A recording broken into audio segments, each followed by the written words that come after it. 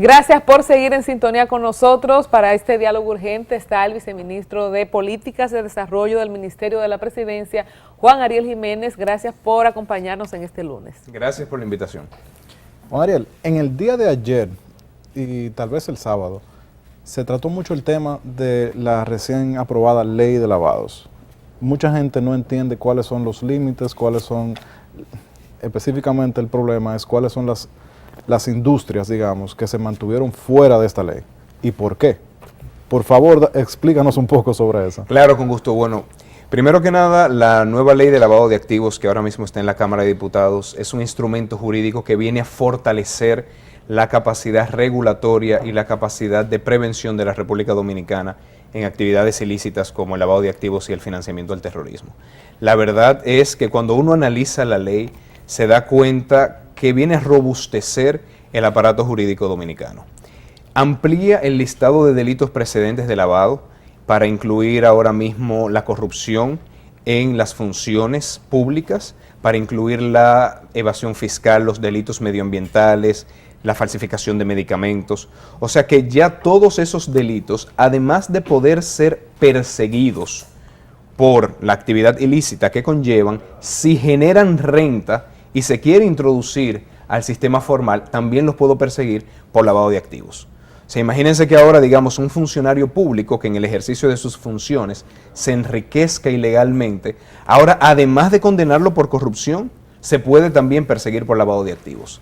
Eso es algo novedoso. ¿Y cuándo entra en vigencia? En vigencia y es retroactiva para analizar unos cuantos casos. Constitucionalmente no se puede que las leyes sean retroactivas, entonces a partir de la entrada en vigencia de la ley, que esperamos que sea lo antes posible. Pero dentro de eso mismo... Perdóname, Iván, lo antes posible no tenemos una fecha entonces estimada. Bueno, nosotros quisiéramos que la Cámara de Diputados lo apruebe en los próximos días, pero eso es otro poder del Estado. Entonces, claro, le estamos dando todo el apoyo técnico, estamos trabajando con ellos día y noche en la revisión de la ley, pero sí la expectativa es que sea, digamos, esta semana o la próxima, pero depende ya de las dinámicas de la Cámara de Diputados. Dentro de esa misma respuesta ahí tú me metiste el tema de los funcionarios. Entonces te quiero hacer la siguiente pregunta y la voy a dejar un poquito vaga para que tú entiendas como tú consideres. Un funcionario que no hace su declaración jurada de bienes pudiera estar evadiendo de cierta manera sus responsabilidades fiscales porque no está diciendo lo que tiene o lo que podría acumular en el futuro. ¿Esta ley pudiera castigarlo por no hacer su declaración jurada? Dependiendo, hay que tener cuidado con la interpretación de la ley. Los delitos precedentes son aquellas actividades ilícitas que por el hecho de la cosa misma generan una renta. O sea, el hecho de yo no haber declarado no hace que yo genere una renta. Ahora, el hecho de haber evadido los impuestos, sí. Quizás el no declarar lo que hace es que da un indicio y se puede utilizar como prueba para empezar una investigación. Exactamente, en un caso, en el Poder Judicial. Pero es la evasión fiscal. En este caso, el término correcto es el delito tributario. Si me generó una renta, entonces cuando yo la intento pasar al sistema formal, eso es lavado de activos. Y ahí sería perseguible. Pero lo mismo para una empresa. Esto es una regulación que viene a fortalecer tanto los límites que se tiene en el sector público como en el sector privado. Ahora mismo las empresas, bueno, cuando pase la nueva ley, si evadiendo impuestos o haciendo un daño medioambiental o falsificando medicamentos generan una renta, también son perseguibles por lavado. Mira, ayer yo conversaba con algunos empresarios privados que me decían que esto lo que parecía era una forma de vengarse con el sector empresarial, de que ustedes están pintando todos los políticos como corruptos, pues entonces ahora vamos a demostrar que ustedes también lo son. Dentro de la actividad empresarial dominicana, ¿hay indicios de que esto esté sucediendo de tal manera que esto pueda realmente estar afectando la economía dominicana? Bueno, yo creo que cuando uno reforma el marco jurídico no está implícitamente culpando a nadie. Nosotros tenemos que cumplir con estándares internacionales. En este caso, el Grupo de Acción Financiera Internacional, en sus estándares, pone el delito fiscal como un delito precedente de lavado de activos. Sí, pero ¿desde cuándo existen esos estándares? ¿Por qué ahora nosotros queremos...? Esa es una buena pregunta. El Grupo de Acción Financiera Internacional se creó en 1989 por iniciativa de Francia. entró en vigencia, digamos, o sea, empezó a discutir, entró en vigencia en el 1990 y ahí establece los 40 estándares. Unos estándares que estaban muy ligados a la Convención de Viena, más pensado hacia lavado de activos en el sector financiero y con delitos precedentes fruto del tráfico de drogas y sustancias estupefacientes. Pero el mundo ha ido evolucionando. Entonces, en el 2004, el Grupo de Acción Financiera Internacional emite lo que entonces se conoció como las 9 nuevas recomendaciones. En el 2006 emite otra recomendación y es en el 2012 que recoge e integra en lo que hoy día se llaman las 40 nuevas recomendaciones del Grupo de Acción Financiera Internacional. Luego del 2012, la mayor parte de los países han tenido que actualizar su legislación para poder incorporar esos nuevos estándares internacionales. Estamos hablando de que Panamá lo hizo en el 2015, Colombia lo hizo en el 2012, Honduras lo hizo en el 2015, Costa Rica reciente, hace una semana, acaba de emitir nuevas leyes para fortalecer, Perú lo hizo en el 2012, con la ley 1106. O sea que esto es una ola que están haciendo todos los países, porque la ley 7202, que es la ley actual, es lo que se corresponde a la primera ola del combate contra el lavado de activos. Ahora vamos por la tercera generación de leyes, y en eso es que la República Dominicana está actualizando sus estándares, está, por ejemplo, aumentando, duplicando en muchos casos las penas, tanto en cantidad de años de prisión como las multas que se están estableciendo, se está fortaleciendo la unidad de análisis financiero, se le está dando autonomía funcional, técnica y administrativa, se está aumentando la capacidad sancionatoria que tienen las autoridades competentes.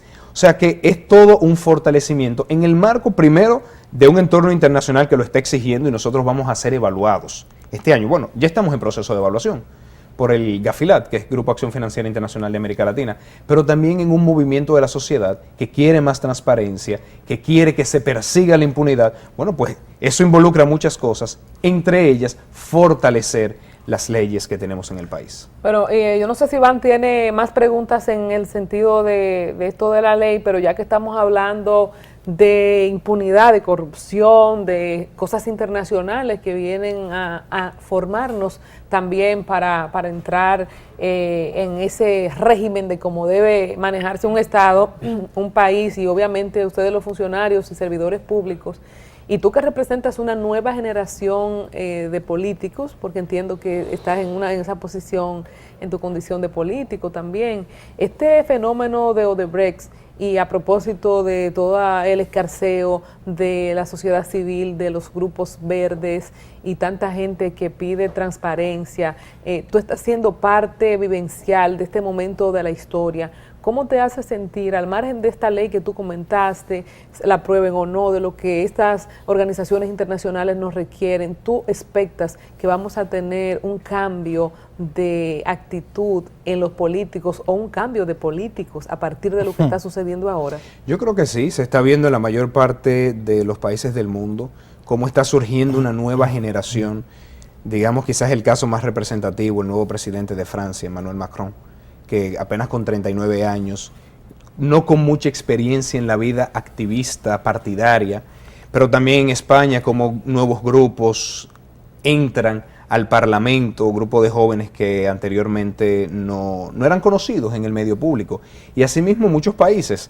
Trump quizás en Estados Unidos es una figura nueva para la política, viene del empresariado y se conocía, pero en la política es una figura nueva, y nosotros vemos como en América Latina en la mayor parte de los países está emergiendo un nuevo liderazgo. O sea que se espera que sí, y de verdad que yo creo que eso, lo que está pasando ahora es una señal de que la sociedad ya cambió. Ya la sociedad está exigiendo más y debe exigir más. Y nosotros, todos los que estamos involucrados en la actividad pública, en la actividad política, pues tenemos que saber. ¿Y están preparados ustedes como gobierno, y en tu caso que estás dentro del Palacio, para ver caer quizás ministros y miembros de este actual gobierno de Danilo Medina? O sea, ¿cómo está en el ánimo de ustedes, porque por más que se dilate y lo cante despacito el procurador, en algún momento va a tener que cantar y los nombres van a salir. ¿Cómo ustedes, y te lo pregunto a ti también, que formas parte de una nueva generación que quizás tú no has vivenciado, qué sé yo, en los tiempos de Jorge Blanco, en los tiempos de Balaguer, qué sé yo, en los mismos tiempos de Hipólito, aunque no cayó, bueno, sí, más o menos, fueron unos cuantos a Najayo, pero cambio de gobierno, pero en un mismo gobierno, ver quizás caer compañeros y gente que tú has crecido viendo, respetando, ¿cómo ustedes están preparándose para esto? Yo creo que eso es normal. La actividad política, como toda actividad social, no está exenta de que haya personas malintencionadas. De que hay malos funcionarios y malos políticos, probablemente sí, pero así también hay malos pastores en las iglesias y malos sacerdotes.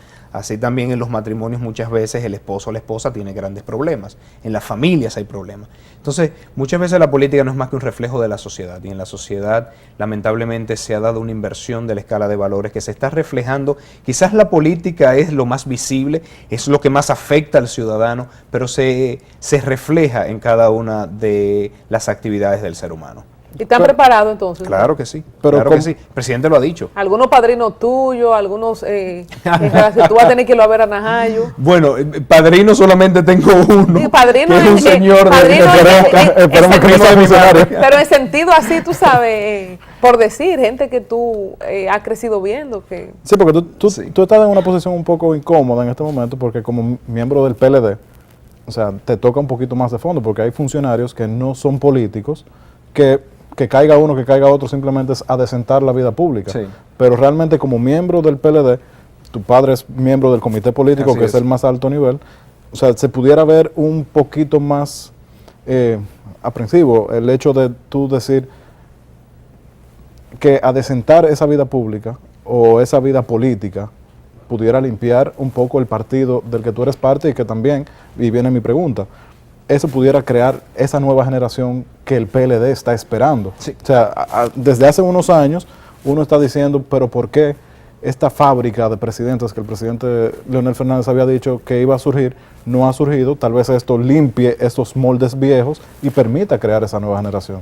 Y pero además, es lamentable de que tenga que ser por una limpieza, sino no porque ellos hayan permitido esa nueva generación. Claro que sí, yo creo que además sirve como lección para la nueva generación. De ese tipo de cosas la sociedad no lo permite, la sociedad no lo tolera, así que cuídese de hacerlo. y quizá lo tolera por un tiempo, pero no por tanto tiempo. Te quería preguntar también acerca de educación, de las cosas que tú manejas en el Viceministerio de Políticas de Desarrollo, también está el tema de educación. En el reportaje que veíamos antes de iniciar tu entrevista, pues tocamos el tema de la violencia en las escuelas. Yo oí un comentario, no he podido profundizarlo, pero igual lo voy a externar, respecto a la prohibición de celulares y equipos dentro de las escuelas para evitar que salgan este tipo de videos como los que han salido, luego de que el joven de Vallaguana era. Sí, de Monteplata. Sí, Monteplata. Golpeó a la niña, han salido otros videos de violencia.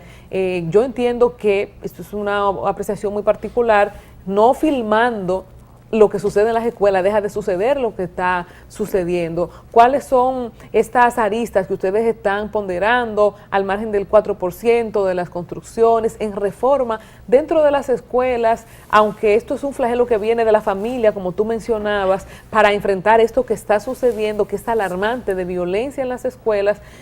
La semana pasada también una joven, creo que le dio como 14 puñaladas a otra embarazada, también dentro de un plantel escolar. La violencia es un fenómeno que no es reciente, quizás ahora se está viendo más porque los medios de comunicación así lo permiten, cualquiera puede filmar en un celular o en un dispositivo, en una tablet. ¿Tú estarás de acuerdo que no se lleven dispositivos a las escuelas? Es que depende, todo depende de qué se busque. Si bien no es un fenómeno nuevo, es un fenómeno que se ha agravado por múltiples razones. Se ha agravado, yo creo, porque la sociedad ahora mismo está consumiendo un tipo de música, un tipo de distracción social que exacerba, digamos, ese dinamismo que tenemos los dominicanos y quizás nos pone un poco violento. Hay que saber, hay que oír la música que se está oyendo en los barrios de este país. Es lamentable. pero también el consumo de drogas está aumentando y la sociedad se ha vuelto más violenta, y eso uno lo ve en todos los casos, lo ve en la cantidad de feminicidios que hay, lo ve en la cantidad de homicidios. En el caso particular de las escuelas es un fenómeno complejo. Si bien tenemos que evitar que vayan los celulares, pero no porque si pasa no se filmen, no, pero tampoco para que no se vuelva un espectáculo. A mí me llamaba mucho la atención en ese caso de Monteplata, cómo ese celular estaba esperando el momento exacto que eso pasara. Sí. Porque no es normal, digamos, que un niño tenga ¿Y todo qué el día... cámara, acción? Exactamente. Entonces, eso es lo que tenemos que evitar. Sí. Que ahora los jóvenes quieran volverse populares, volverse famosos por ese tipo de espectáculos desagradables como es la violencia en las escuelas. Entonces, yo creo que para evitar la distracción y para evitar ese sentido de vamos a crear un espectáculo de la violencia, es correcto. Pero obviamente son muchas otras las acciones que se requieren para disminuir la violencia en las escuelas. Primero que nada, hay que entrenar a los profesores y a los directores de cómo manejar la violencia. Porque ellos se frisan. Sí. Ellos Ella se frizó quedan la paralizados y la verdad es un caso complejo porque no puede usar la fuerza física para separarlos quizás, porque entonces, bueno, si le da un mal golpe a uno de esos niños, ahí viene el otro problema.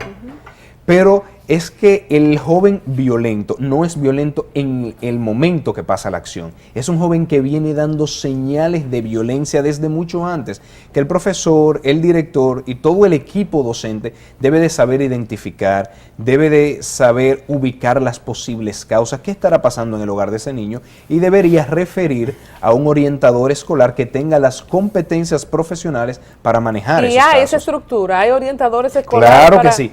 Claro. Pero yo no lo siento eso, Juan Ariel. Deberían fortalecerse. Yo creo que estamos hablando como de Estados Unidos ahora mismo. Bueno, es que hay que diferenciar. Hay orientadores, sí. ¿Tienen todas las competencias que se requieren para manejar esos casos? Probablemente no. Y las herramientas. Es igual que los profesores. ¿Hay muchos profesores? Claro que sí, más de 90,000 profesores. ¿Son los profesores idóneos para sacar lo mejor que hay dentro de cada niño y promover su desarrollo? Probablemente no. Entonces hay que fortalecer a través de la formación y la capacitación de docentes. ¿Cómo y apoyan directores. ustedes desde el Ministerio de la Presidencia en este renglón de educación, o al Ministerio de Educación o a cualquiera de los institutos que están vinculados a educación? Justamente nosotros en el Ministerio de la Presidencia nos toca apoyar y coordinar el equipo que está trabajando la política de formación de docentes y directores. De hecho, yo ahorita me voy justamente al Ministerio de Educación para hablar de eso. Es una política que involucra tanto al Ministerio de Educación como al Ministerio de Educación Superior, Ciencia y Tecnología. Entonces, cuando son políticas transversales, el Ministerio de la Presidencia entra como coordinador. Y en mi caso particular he estado ejerciendo ese rol desde aproximadamente el 2013, que entré al gobierno central, y ya se está dando los últimos pasos para iniciar los programas de formación de docentes de excelencia, y estamos dando los primeros pasos para la formación de directores de excelencia. Ah, qué bueno. Juan Ariel, dentro del Ministerio de la Presidencia sale todo, y se dice incluso que el ministro de la Presidencia, Montalvo, es uno de dos ministros que son los todopoderosos. ¿Está pegado entonces? Uno de los ¿Qué grandes proyectos que ha manejado ese ministerio es el tema del 911, Sí. el 911. ¿Cómo se ve el desarrollo de eso ahora que llegó a Santiago? Yo hice un comentario medio a la ligera ahorita, pero es en parte realidad. O sea, llegaron ya equipos, llegaron ambulancias a Santiago, pero se ve que la infraestructura de los hospitales está en unas condiciones deplorables. Entonces, ¿hacia dónde van a llegar esas ambulancias? Ahí yo le quiero poner un anexo a la pregunta de Iván, porque la situación de los hospitales no es solo en Santiago. Un error que cometió el presidente pasado de la salud República y su ministro, que no sé de dónde lo sacó, el señor Hidalgo, que rompieron todos los hospitales, cerca de 60 al mismo tiempo, y aún se nota, aún estamos pagando esa consecuencia. ¿De qué sirve fabuloso Esta red, que el 911, si no hay hospitales donde llevar a la gente adecuado? Nunca han sido buenos, ahora están peores. Bueno, ciertamente fue un reto demasiado grande el intervenir todos los hospitales al mismo tiempo, sobre todo cuando todavía no se tenía desarrollado el primer nivel de atención. Nosotros en República Dominicana tenemos que pasar de una visión hospitalocéntrica, todos hospitales, no. Una buena política de salud no cura a muchos enfermos, una buena política de salud evita que la gente se enferme, y ya llegar al hospital es el último recurso. Y para eso está el primer nivel de atención, que estamos trabajando fuertemente en desarrollarlo para aumentar su capacidad resolutiva. Por eso ustedes ven todas las inauguraciones de los centros diagnósticos y por eso se está trabajando en ese desarrollo de la red. En el caso particular del 911, cuando inicia las operaciones, no inicia por sí solo, conlleva también un trabajo de reforma de las emergencias de los hospitales públicos.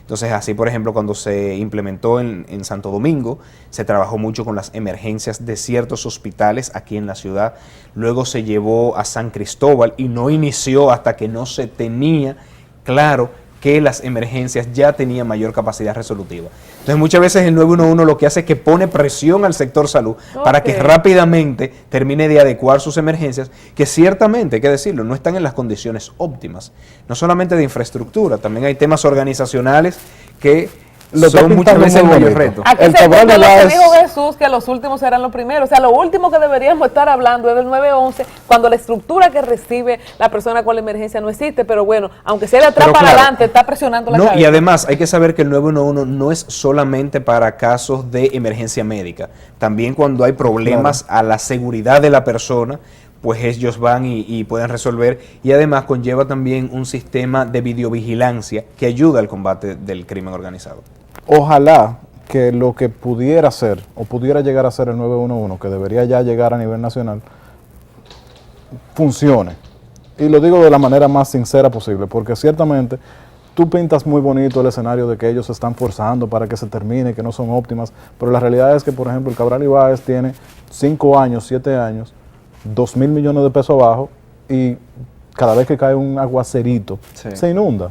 Entonces las realidades no es que no son óptimas, es que son deplorables, son condiciones... Pero en algunos casos, yo creo que muchas veces lo que más nos juega en contra es la generalización.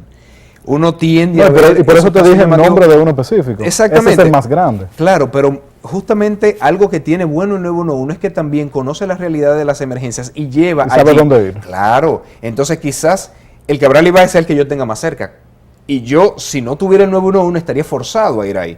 Pero si yo tengo una emergencia médica, a través del 911 puedo ir a otro mucho más rápido. Entonces eso permite también que se llegue a una red de hospitales que no está óptima, lo sé. No estoy tratando de vender una realidad que no existe. Se está construyendo una mejoría de los hospitales. ¿Que va lento? Pues sí, la verdad es que todo el funcionario público sabe lo difícil que es construir en el gobierno, sabe lo complejo que es con todos los procesos burocráticos que hay que llevar a cabo, pero realmente el 911 evidencia en sus números que está salvando vidas, evidencia en sus números que está teniendo una efectividad.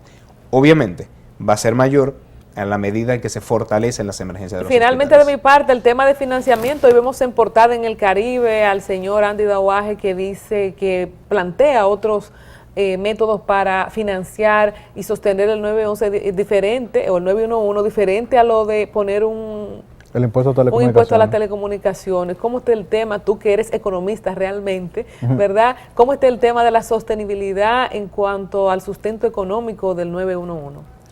Bueno, lo que pasa es que el 911 es una de tantas estructuras que tiene el gobierno. Entonces, al final, el gobierno consolida en las cuentas fiscales.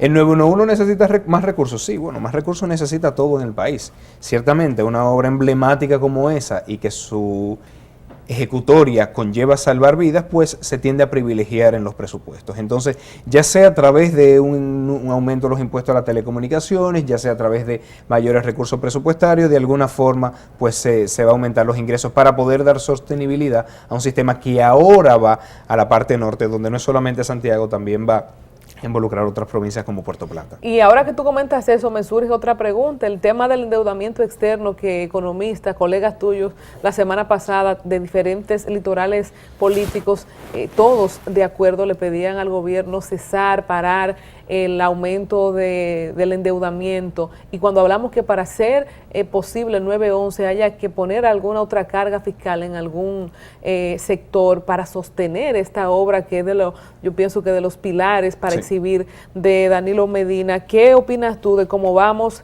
en el nivel del endeudamiento como profesional, al margen de que seas viceministro del gobierno de Danilo Medina? ¿Vamos bien, vamos mal, podemos seguir, paramos? Cuando uno habla de endeudamiento, pues tantos millones de dólares, tantos miles de millones de dólares, eso es mucho, eso es poco, bueno, dependiendo de la capacidad de pago que tiene el país. Lamentablemente ahora mismo con la baja presión fiscal que se tiene, pues se está viendo que el endeudamiento está ejerciendo una fuerte limitante a la capacidad ejecutoria del gobierno, pues una gran cantidad de los recursos están yendo a pago del servicio de la deuda. O sea que ciertamente el endeudamiento es algo que debe de preocupar, pero el endeudamiento tiene solamente dos opciones: aumentar ingresos o disminuir gastos. Lo que pasa es que no hay un acuerdo como sociedad de cuál gasto disminuimos, porque todo el mundo quiere más para su sector. Y no hay un acuerdo como sociedad de a través de qué impuesto aumentamos, o si hacemos aumento de impuestos. Entonces, para eso la figura del pacto fiscal, que ojalá y se pueda iniciar próximamente, una vez concluido el pacto eléctrico, pues nos ponga en la mesa a todos y vamos a ponernos de acuerdo como sociedad. Yo quiero menos endeudamiento, claro que lo quiero, perfecto. ¿Cómo lo hago? Bueno, vamos a empezar por las secciones fiscales, por ahí todo el mundo está de acuerdo, ¿no? Excepto al que Los se le está dando. empresarios. Por eso son dos empresarios. Bueno, pero por eso es que tenemos que ponernos de tienen acuerdo muchos como medios sociedad. de comunicación en hacer presión. Pues sí, Exactamente. excelente explicación. Yo pienso que para los que no somos economistas nos queda bastante claro el futuro económico y la política de endeudamiento. Ahora yo quiero, y esto es una opinión muy personal a nivel de conclusión de mi parte, que si nosotros como sociedad, como individuos, tuviéramos una mejor garantía, o si tuvieran ustedes los políticos una mayor credibilidad, yo misma diera más impuestos y supiera que no va a ir a parar a la fortuna personal de un incumbente en una entidad X. O sea que tiene mucho que ver también con el tema de corrupción, con el tema de enriquecimiento ilícito, y por eso la gente no da los impuestos con deseo cuando los da. O sea que ahí también es tarea de ustedes hacer un cambio, y tenemos con el caso de Odebrecht, ustedes los políticos tienen en la mano una gran oportunidad para reivindicarse y que nosotros podamos colaborar más y no tengamos que estar cogiendo tanto dinero prestado y podamos dar más al fisco, porque sabemos que es para tener buenos hospitales, para tener buen pago a los policías y militares, para tener escuelas, no para tener nuevos ricos. Ciertamente, lo que dices, tienes toda la razón. La verdad es que uno como funcionario público también, pues me levanto día a día con esa visión de que mi responsabilidad es que en el gobierno se hagan mejor las cosas para que los ciudadanos se sientan más satisfechos. Una de las formas en que tenemos para que ese tipo de cosas no pase es con la nueva ley de lavado de activos, que a través de ampliar los delitos precedentes, a través de aumentar las penas, a través de incrementar la capacidad de supervisión y sanción que tienen las autoridades competentes, nosotros estamos convencidos de que aporta un granito de arena a disminuir esos flagelos sociales. No es lo único, estamos trabajando en muchos otros sectores, estamos trabajando en el fortalecimiento institucional, que no es suficiente, yo creo que nunca es suficiente, y que aún lo excelente es perfectible. Bueno, muchas gracias. Aquí tenemos a Juan Ariel Jiménez, tenemos muchas esperanzas en tu generación. Ojalá que no nos haga quedar mal como la generación pasada. Vamos a la pausa, regresamos en breve.